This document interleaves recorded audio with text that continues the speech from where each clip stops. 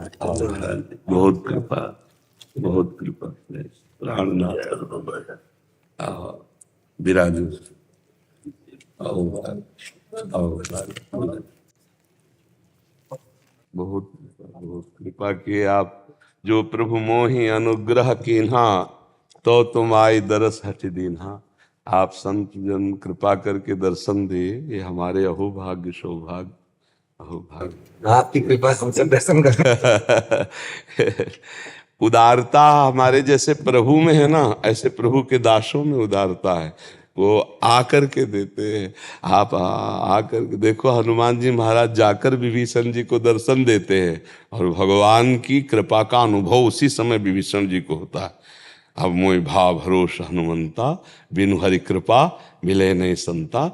आज मेरे ऊपर हरि की विशुद्ध कृपा है, क्योंकि संतों का दर्शन हुआ। जैसे विभीषण जी कह रहे हैं, हनुमान जी के दर्शन से सत्य मानो वही दिन सार्थक है, वही समय सार्थक है, वही जीवन सार्थक है जिसमें संत समागम हो जाए। भगवत प्रेमी महात्माओं का दर्शन, उनसे संभाषण, उनकी कुछ सेवा बन जाए तो जीवन तन मन प्राण सब सार्थक हो जाए। ये तो बड़ी कृपा श्री प्रियाजू की है कि प्रियालाल के नाते से संत जन आते और कृपा करते, दर्शन देते हैं। भजन में रस प्राप्त करने के लिए क्या किया जाए? भजन में रस प्राप्त करने में जो बाधा है वो कामना है। गोस्वामी तुलसीदास जी महाराज कह रहे, सकल कामना हीन जे राम भगति रस लीन। भगवान के भजन की रस वृत्ति तब जागृत होती है जब शब्द स्पर्श रूप रस गंध इनके भोगने के लिए मन 5 ज्ञानेंद्रियों को लेकर विषयों की तरफ जाता है, उसका लौट करके रघुनाथ जी की तरफ आ जाए। हम भगवान की रूप माधुरी, भगवान की लीला माधुरी, भगवान की गुण माधुरी का खूब गायन करें, खूब श्रवण करें और निरंतर नाम जप करें, और इंद्रियों को बिना भगवान को समर्पित किए हुए पानी भी न पीने दें, तो रस वृत्ति जागृत हो जाएगी। अमनिया पानी भी न जाने पावे, हर विषय भगवान को समर्पित करके उच्छिष्ट भोगे, तो हमारी इंद्रियां जो मना खष्टान इंद्रियाणी प्रकृति स्थानी कर सती, हमारे और प्रभु के बीच में जो बाधा बन गई है, ये विषयानंद, विषय वृत्ति, दुर्वासना, कहीं न कहीं जगत के किसी व्यक्ति वस्तु स्थान भोग में थोड़ी भी अगर आशा है, थोड़ी भी आस्था है, थोड़ी भी प्रियता है, तो राम रस में बाधा पड़ जाएगी, भजन रस में बाधा पड़ जाएगी। और जब हमारा चित्त किसी भी भोग और ऐश्वर्य में आसक्त नहीं होता, तो सीधे हमारा भगवान से कनेक्शन होता है। भगवान से जो कनेक्शन है उसमें जो बाधा है, ये भोगेश्वर प्रसक्ता नाम तयापहृत चेतसाम व्यवसायत्मिका बुद्धि समाधो न विधीयते। जो भोगों में सुख है, ऐश्वर्य में सुख है, भोग संग्रह और ऐश्वर्य पाने की, मान प्रतिष्ठा पाने की वृत्ति है, ये भगवान में, भजन में, रस में बाधा पहुंचा देती है। इसका त्याग हो जाए तो स्वाभाविक भगवदानंद है हमारे अंदर। आनंद सिंधु मध्य तव बासा, आसपास आनंद सिंधु है, मध्य तव वासा। ये चाह, अन्य चाह ही हमें रघुनाथ जी के रस से दूर किए हुए हैं। कोई न कोई है दुश्मन, उसको ताड़ ले, और जिसे जा ही न चाही कबहु कछु, तो तुम सन सहज सने, तो बसो निरंतर तासुर सुर और निज के। जब रघुनाथ जी यहीं बस रहे तो आनंद की कौन कमी रहेगी। तो भजन करते हुए जो भजन में रस नहीं आ रहा, तो समझ लेना चाहिए कि कहीं कोई न कोई है जो रघुनाथ जी के समान या रघुनाथ जी से बढ़कर है हमारी बुद्धि में। जैसे हमको बढ़िया भोजन मिले, प्रणाम नमस्कार मिले, रुपया मिले, हम 5 मिनट के लिए प्रभु को भूल गए, तो वो बड़ा हो गया ना, तभी तो प्रभु को भूल गए। नहीं, त्रिभुवन की राज लक्ष्मी देने पर भी जो प्रभु को आधे पल के लिए न भूले, वो भगवान का भक्त, वो महाभागवत है।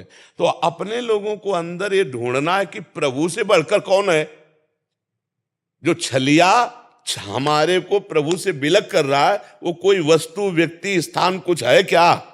और जिस दिन निकलेगा नहीं, उस दिन प्रश्न ही नहीं होगा, मन रस में डूब जाएगा।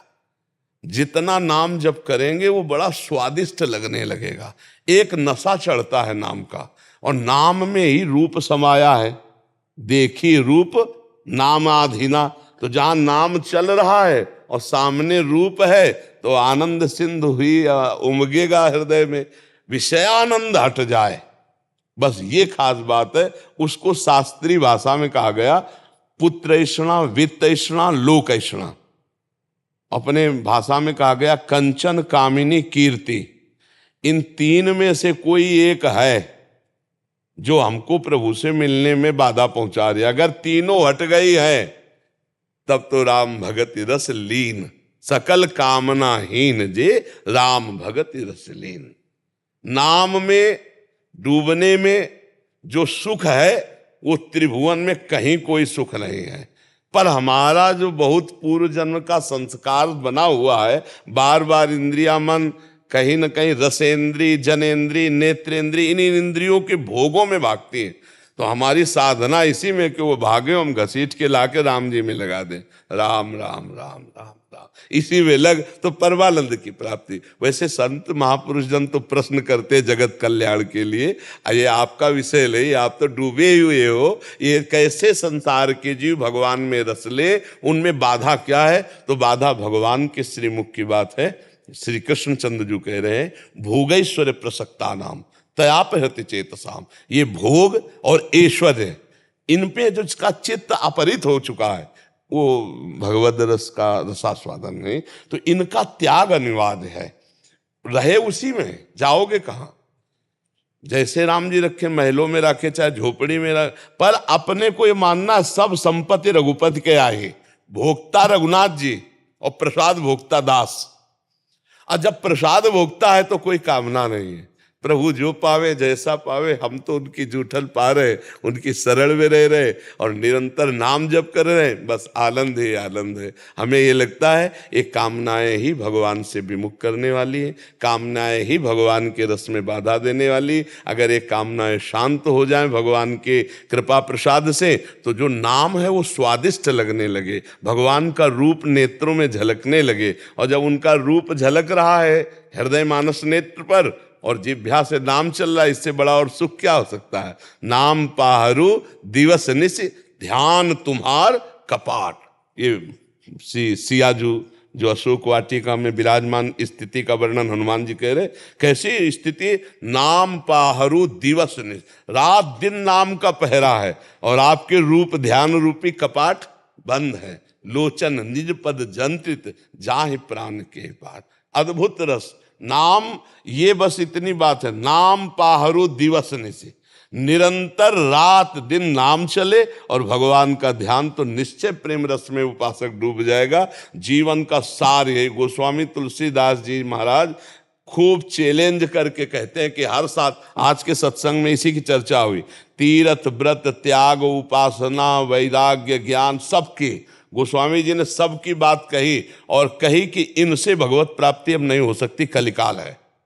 एक एक की व्याख्या उसमें चर्चा। और उन्होंने कहा कि कलयुग तो मेरी तरफ मत देखना, क्योंकि मैं भगवान का चरणामृत पीता हूं, हर समय राम राम जपता हूं। तेरी अब बस नहीं कि मुझे गिरा सके, क्योंकि मैं हर समय नाम से बढ़कर कुछ नहीं है। जिसके दिमाग में बात आ गई बस कि हर समय नाम चलना चाहिए, निरंतर नाम चलना चाहिए, वो जीत गया माया पे। और नाम छूटा तो महाभागवत हनुमान जी कह रहे, कह हनुमंत विपत्ति प्रभु सोई, जव तो सुमिरन भजन न होए। आप सबसे बड़ी विपत्ति साधक की वही है जो भगवान का विस्मरण कर जाए।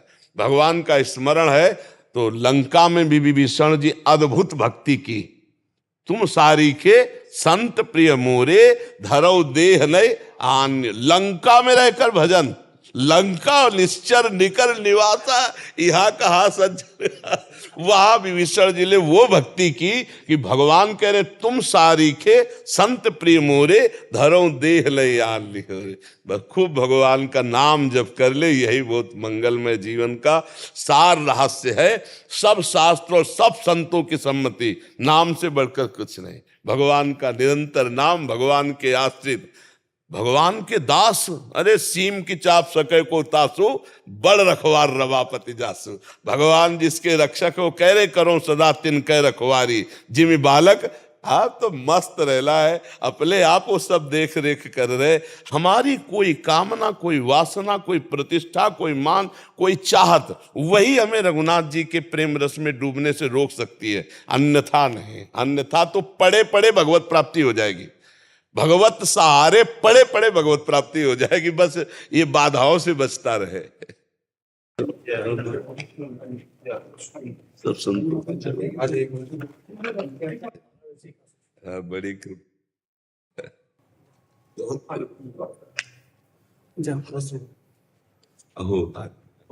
वाराणसी से महाराज श्री दत्तात्रेय मठ से श्री जी का प्रसाद जी महाराज। बड़ी दिनों से इच्छा थी दर्शन की, तो परिक्रमा के निकले थे, भगवान से प्रार्थना की महाराज जी के दर्शन हो जाए। प्रसाद विचार मन में महाराज जी ये आया था कि जैसे हरिशयनी एकादशी होती है, तो हरिशयनी मतलब भगवान विष्णु जी अभी शयन कर गए, तो कृष्ण जन्माष्टमी में हरि जी ही जन्म ले लेते हैं, तो शयन करते हुए जन्म कैसे होगा? महाराज जी, हरि अनंत, हरि कथा अनंता। भगवान एक होते हुए भी अनेक हैं। वही श्री कृष्णचंद्र जी के साथ अर्जुन जब जाते हैं तो अर्जुन से कहते हैं, श्री कृष्ण प्रणाम करो, ये भूमा पुरुष है। तो आप कौन है? जब ब्राह्मण के बच्चे अपहरण हो जाते हैं, उनकी मृत्यु हो जाती है, तो आप समझ रहे हैं ना, वो एक अनेक, वो कालाधीन नहीं है, वो कालातीत है। वो एक जगह एक ही समय में शयन कर रहा है, तो उसी समय में वो प्रकट भी हो सकता है। वो कर्तुम अकर्तुम अन्यथा कर्तुम सर्व समर्था सा ईश्वरा, वो ईश्वर है।